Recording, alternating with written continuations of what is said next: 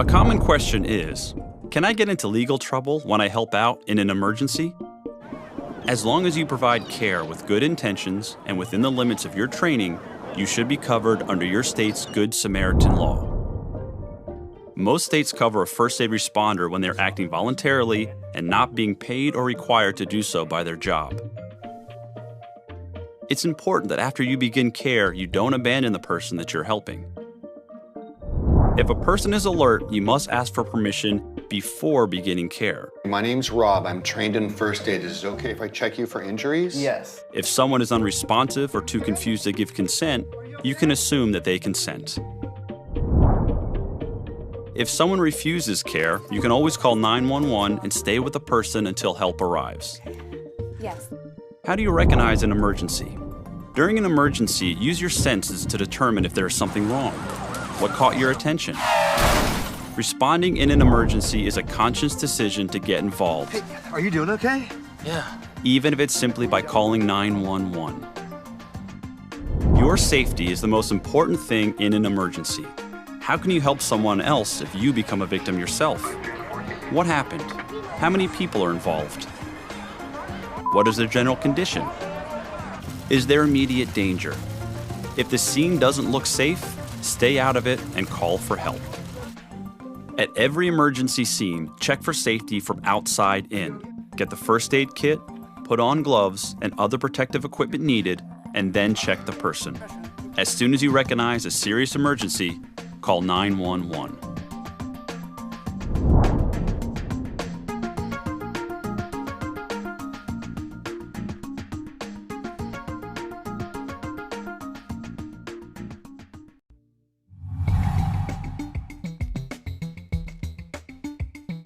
There are 3 parts to an assessment. Check the scene, check the person, then check again. When you assess an emergency scene, check the scene from outside in and decide if it's safe to approach the person. When you get to the person's side, try to check the person in the position you found them. Treat life-threatening conditions first. Check for unresponsiveness, difficulty breathing, and severe bleeding. Assess the person's responsiveness. Can they blink or moan? Can they sit up and talk? If the person is responsive, ask if they will let you help. My name's Rob. I'm trained in first aid. Is it okay if I check you for injuries? Yes. And then ask questions to find out what happened. Sure. What's wrong? What happened? Give me a sec, I need to catch my breath. Pay attention as the person speaks. Is he short of breath or having trouble speaking? Does he seem confused or agitated? These are clues to the problem. Quickly check for severe bleeding, then scan head to toe for obvious signs of injury, such as wounds, bruising, burns, or twisted limbs. Don't move the person if you suspect head, neck, or back injury. Look at the person's skin. Are they pale or sweaty? These are more clues to the problem. Look for medical alert jewelry to help determine what is wrong. If the person can move without pain and wants to sit up, help him sit up or get comfortable. Remember to check the scene and check the person again, because things can change quickly in an emergency. The scene can become unsafe, or a person's condition may get worse. If the person isn't moving, check for response. Are you okay? Are you okay? If he does not respond, that's a life-threatening condition. Have someone call 911 and get the AED. If you're alone, call from your cell phone or nearest phone and place it on speakerphone. Yeah, hello, 911? Check for breathing. Scan the face and chest for 5 to 10 seconds. If the unresponsive person is breathing normally, their heart is beating and they don't need CPR. Turn them on their side to keep their airway open if you don't suspect neck or back injury. Check head to toe for severe bleeding and signs of injury. If the person is not breathing or only gasping, begin CPR and use an AED. If you don't know how, give compression-only CPR.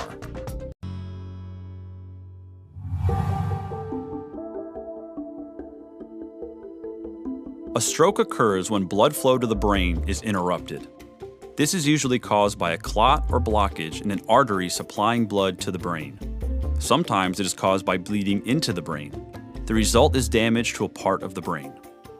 Strokes are extremely dangerous because they can lead to permanent brain damage, disability, sometimes death. We have data that shows only 50% of people who have a stroke in the United States will even call 911. Most will ignore the symptoms, try to wait and see if the symptoms will go away. The signs of a stroke occur suddenly and may include weakness or numbness of the face, arm, or leg, usually on one side of the body, trouble speaking or understanding, confusion or decreased alertness, dizziness, trouble walking or loss of balance, a change in vision, a severe headache with no known cause. In the last 10 years in medicine, stroke care has advanced remarkably. We can give medications that essentially break up any clots that may be causing the stroke and totally reverse a stroke that 10, 15 years ago would have been devastating or deadly. Remember the signs of a stroke with the first three letters, S-T-R. S for smile. Ask the person to smile. Look for an uneven smile or a facial droop. T for talk. Ask the person to repeat an easy phrase. Ready, production by... R for reach. Ask the person to close their eyes and raise both arms. Look for weakness on one side. If you suspect a stroke, call 911 right away. If the person has fluids in their mouth, turn them onto their side to keep the airway open.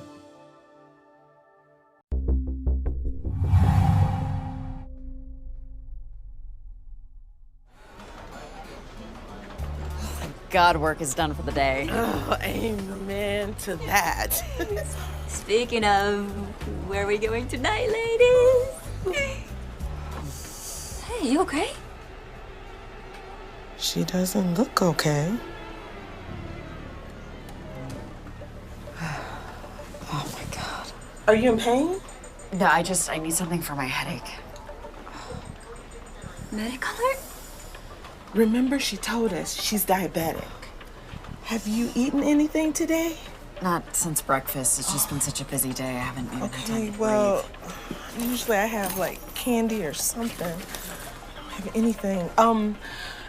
There are glucose tablets in the first aid kit. Got it. I think your sugar is a little low.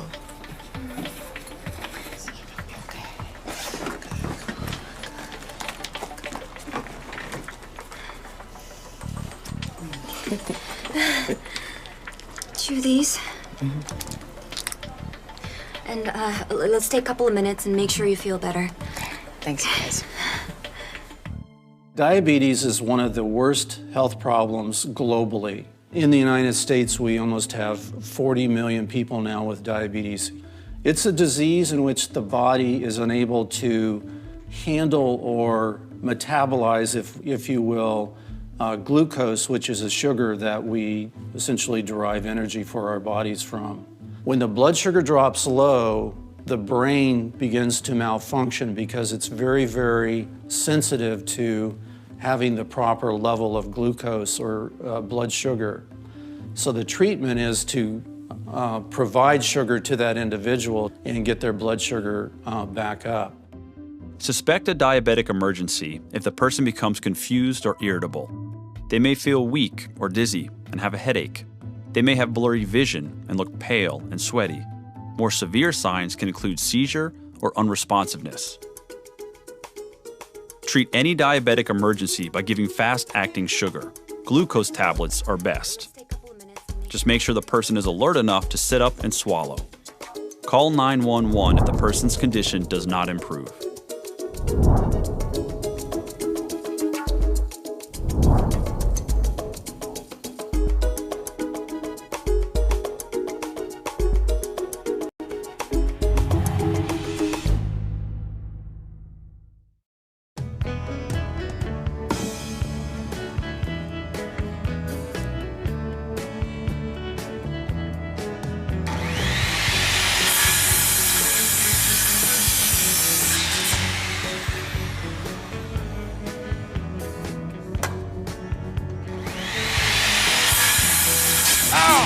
you okay?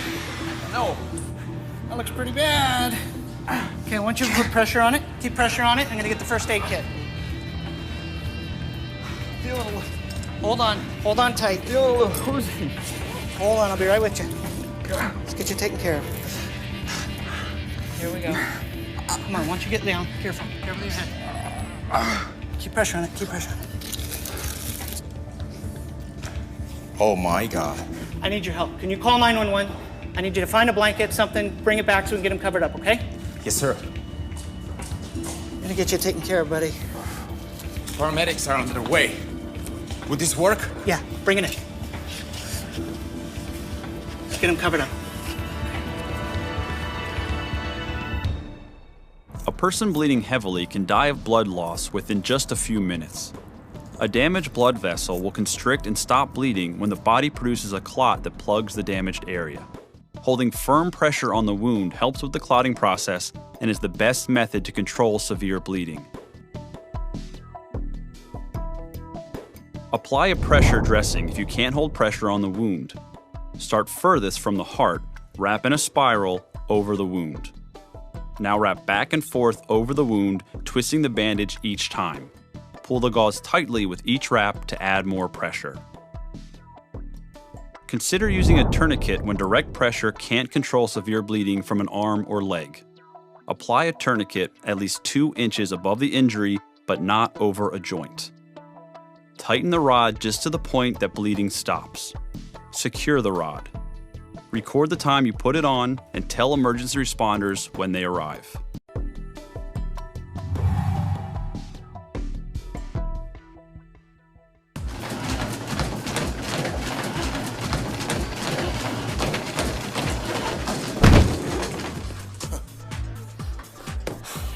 Hold on. Don't get up yet. Can I check if you're hurt? Sure. What happened? Give me a sec, I need to catch my breath. I was doing fine. I was looking at that girl over there. I forgot to keep running. Did you hit your head? No, I landed on my backside. Any neck or back pain? No. Are you hurting anywhere else? My elbow hurts. Okay, we'll check on that scrape in a minute. I think I twisted my ankle, too. Ooh. All right. Well, let's get a bandage for your elbow and some ice for your ankle. It's not that bad. I'm glad you're not badly hurt. No, just my pride. A bruise is caused when something impacts the body and the tissue underneath is damaged and bleeds under the skin.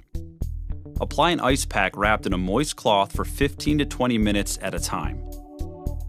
A sprain or strain occurs when a muscle or joint is stretched beyond its normal movement. Treat a sprain or strain with rice to control pain and swelling. Rest the injured part, apply an ice pack for 15 to 20 minutes, wrap an elastic bandage around the injury and elevate it above the heart to minimize swelling. Excessive force on a bone or joint can result in a fracture or a separation at a joint. There's often severe bruising and tenderness. Sometimes the skin is broken and you can see the break or the body part looks deformed. The person won't be able to move without severe pain. If you suspect a fracture or dislocation, call 911 and support the injury in the position found. A splint is used to keep an injured body part from moving. It allows you to transport a person with less pain and risk of further injury. Only splint an injury if emergency responders are delayed or if you transport someone yourself from a remote location. Splint a limb in the position found. Check the temperature and sensation below the injury site. Select a splint that is longer than the bone it will support and pad it if needed. Measure the splint against the uninjured side.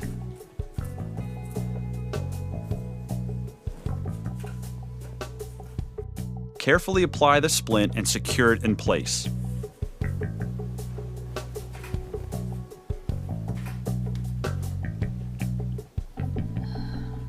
Recheck the temperature and sensation.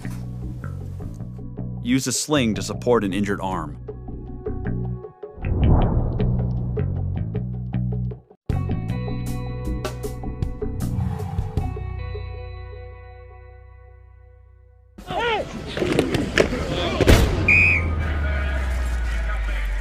Get the dog! Is he okay? No, don't take off his helmet.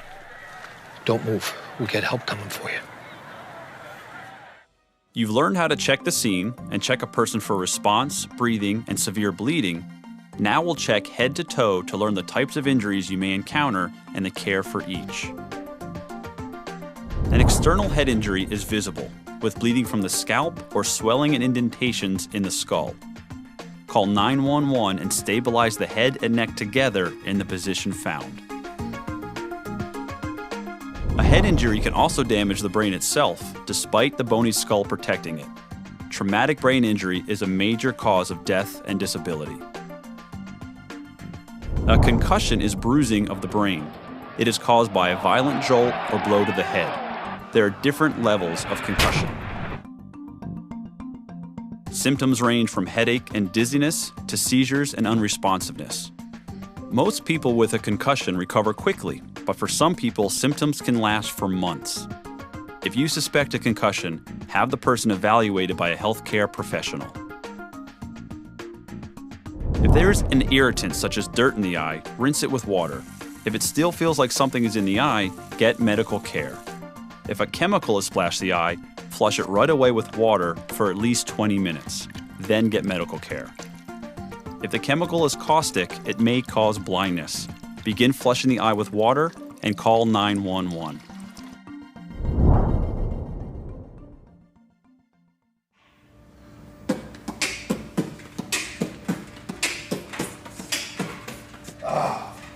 Hey, Carlos! Yeah! Here's the box!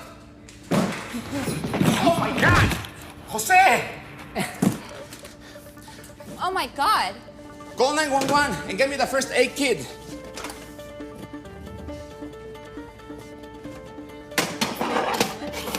How you doing, buddy? My head hurts. Okay, don't move it. Stay still. Okay, so I'm gonna support your head and don't move, okay? Help is on the way. The spinal cord originates in the brain, runs through the spine, and ends in nerves that go to the various parts of the body. When the spine is injured, the spinal cord may be damaged, resulting in loss of movement, sensation, or even breathing. Do not move someone with a possible head, neck, or spine injury unless there is immediate danger or need for CPR or airway management. With a suspected head injury, assume there's also a neck and spine injury. Support the head and neck in the position found and keep the person still while waiting for emergency responders. Treat other conditions as needed, such as bleeding and signs of shock.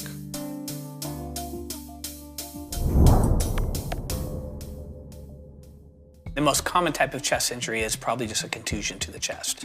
But then this next step up would be like a fracture to the ribs.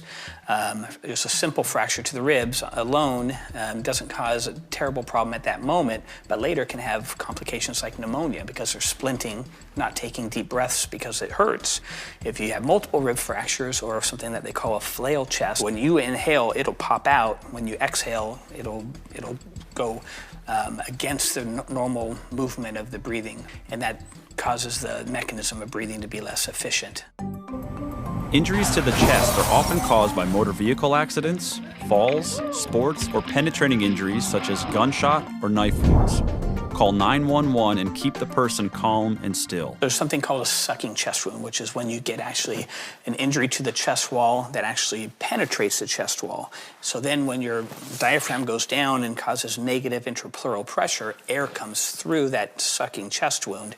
So when someone comes to an injury and they think that there is a sucking chest wound, they actually don't want bystanders to bandage it because you can cause more problems if you don't know what you're doing. This condition is life-threatening. Call 911. Control bleeding and keep the wound open to the air without addressing. An open abdominal wound may sometimes result in abdominal organs pushing out through the wound. Call 911. Cover exposed organs loosely with a moist, sterile dressing.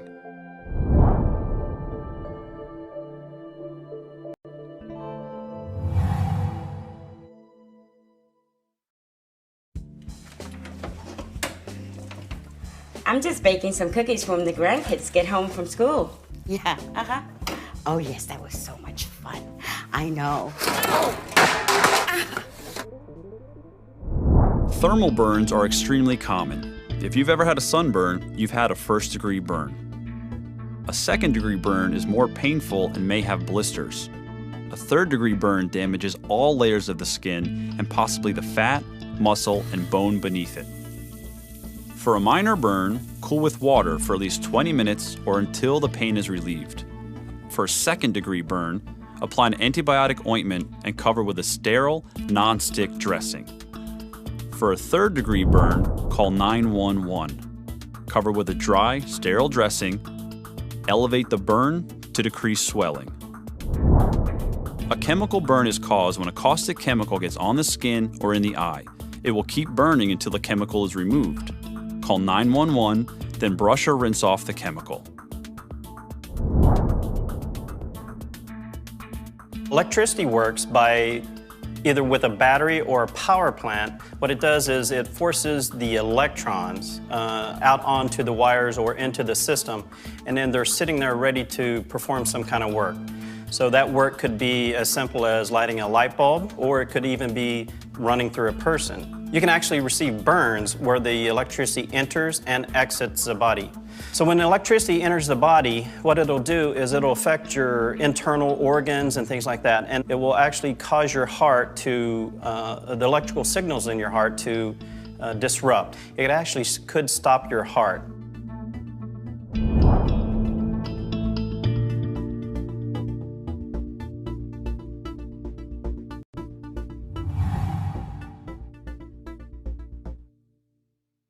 Ladies and gentlemen, the hot dog eating contest is about to begin. I'm totally gonna beat you. Careful you don't choke. Come on, you guys, it's for a charity. Ready, set.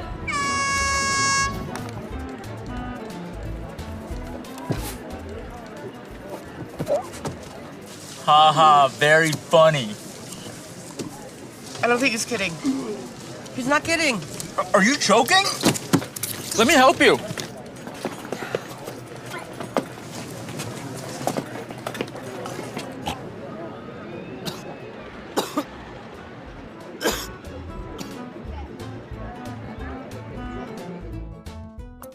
When someone is choking, you need to act quickly.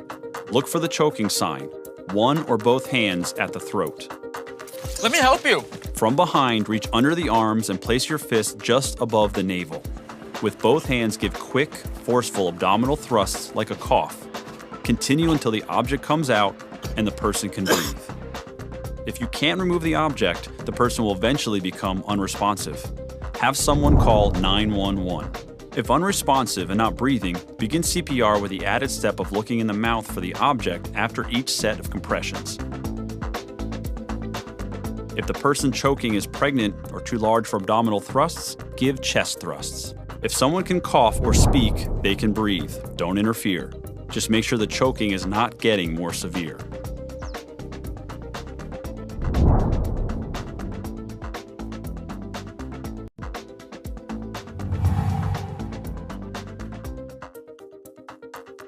Suspect severe choking if an infant suddenly becomes quiet.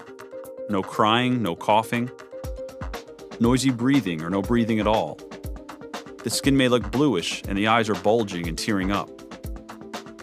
The baby's face will look distressed. Give 5 back slaps hard enough to force the object out. You can rest your forearm on your knee for support. Turn the baby over and give 5 chest thrusts in the same location as CPR. Keep the baby's head slightly down. Repeat the back slaps and chest thrusts until the object comes out.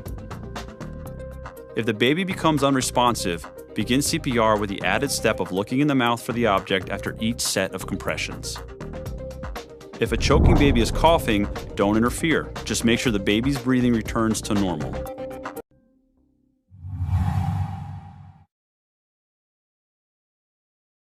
Such a beautiful day. Who are you here with? I'm here with my 7-year-old daughter, Piper. My son's 7 as well. Yeah, I bring him here every Saturday. Oh, nice, nice.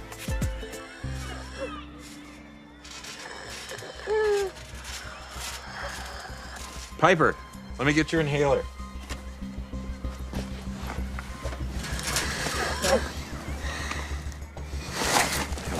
Hold on 1 second, okay?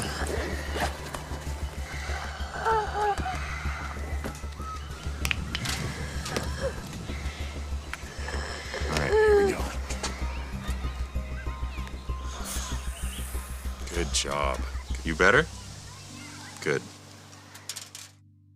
Difficulty breathing can be a sign of a medical emergency. Often, difficulty breathing is the emergency. Asthma is a chronic disease affecting the lungs. During an asthma attack, the muscles around the airways tighten and extra mucus can block the airway. Inhaled medication can quickly open narrowed air passages and ease breathing.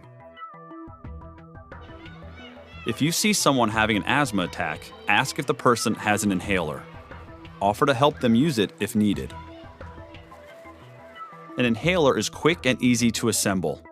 Shake the inhaler. If there's a spacer, attach it to the inhaler. Blow out and then breathe in slowly as you push down on the canister. Try to hold your breath for a count of 10. Call 911 if the inhaler doesn't stop the asthma attack. A serious attack can be life-threatening. A person with severe asthma should always be prepared with a quick relief inhaler prescribed to them.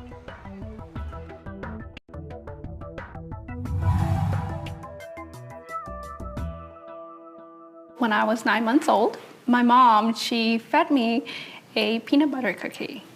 I took a small bite out of it, and within 2 minutes, I had my lips, they swelled up. My face got twice as big, had rashes all over my neck, my legs. We had a blood test done, and they informed to us that I was allergic to peanuts. I learned to be very careful with labels, eating outside, sharing food, making sure that everything has to be either zip-locked in a bag or I would have to make my own food. And if a kid touched peanuts and they had their toy with them, their toy would become contaminated. And actually one time I was playing with a friend, we had a play date, and I didn't realize that her toys were contaminated. I started vomiting. That is always the first sign with me. I get very nauseous and I start vomiting. My lips, it gets tingly, and then it warms up. It's just like when you eat spicy food, your throat, you feel like there's something stuck in there. So that's when you start trying to breathe. That's when you need the EpiPen. To use an epinephrine auto-injector, remove the cap and press the tip firmly against the thigh. Hold for 10 seconds.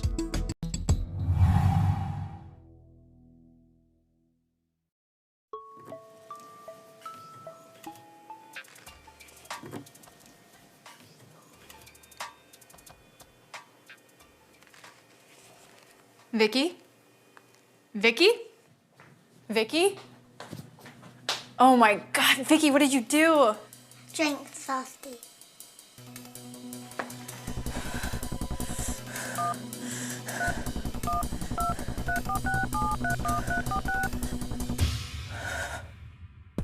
Poisoning is exposure to anything that causes undesired effects on the body. For example, a prescription medication for you may be poison to a child or when taken in too large a dose. The alcohol you drink at dinner may become a poison at a college party. A poison can enter the body through eating or drinking, breathing in gases or fumes, absorption through the skin, or injections. You're not alone in a poisoning emergency. Help is a phone call away. Signs can include dizziness, headache, or confusion, seizures or decreased response, difficulty breathing, chest pain and sweating, nausea, vomiting, or diarrhea, drooling or an unusual odor on the breath. Call 911 if the person is unresponsive or having difficulty breathing. Provide CPR if needed. For an inhaled poison, move the person into fresh air if it's safe for you. For a chemical on your skin, brush off the chemical with a gloved hand, then rinse the skin.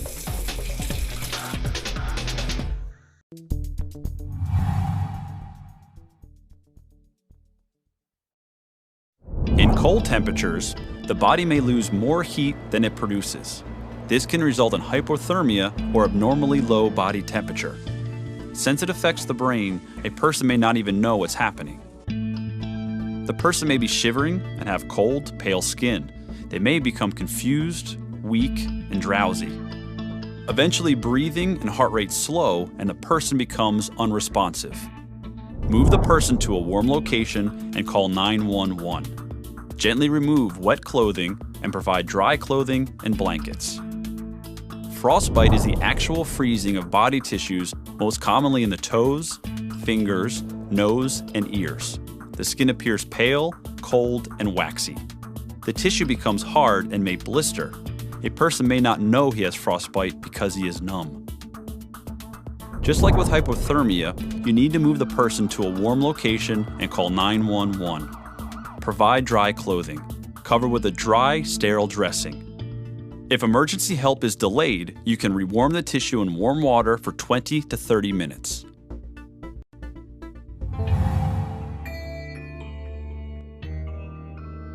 With any type of bite or sting, consider scene safety first. Don't put yourself in danger when trying to help someone. In general, provide basic wound care for bites and stings. Get medical help if you may need stitches or if there are signs of infection. Call 911 for life-threatening signs. Snake bites can be painful, but most snakes are not venomous. In the US, you should learn about the rattlesnake, the coral snake, the cottonmouth or water moccasin, and the copperhead. A bite from a venomous snake may leave puncture marks. The bite victim may experience burning pain and rapid swelling. They may feel weak and nauseous and start sweating. Call 911 if you suspect the bite is from a venomous snake. Most spiders are poisonous, but it's the black widow and brown recluse that are most dangerous to humans in the US. Assume that all scorpions are poisonous. A bite may cause pain, burning, and swelling, and then progress to headache and dizziness. The person may be sweating and nauseated and have trouble breathing. Call 911 for life-threatening signs. Insect stings commonly cause pain, swelling, itching, and redness. If a bee stinger is visible, quickly scrape it off the skin at the base of the stinger. Tick bites are a concern in areas where they are known to carry Lyme disease. Remove a tick as soon as possible. Get medical help if you can't remove it completely or if you develop a rash or flu-like symptoms. Safety is a habit. The more you practice it, the more automatic it will become. In your training today, you've seen and learned how to respond to many common emergencies. Careful with your head. While we can't possibly prepare you for every emergency, we hope that we've given you the foundation to recognize an emergency, overcome your fear, and respond safely and effectively.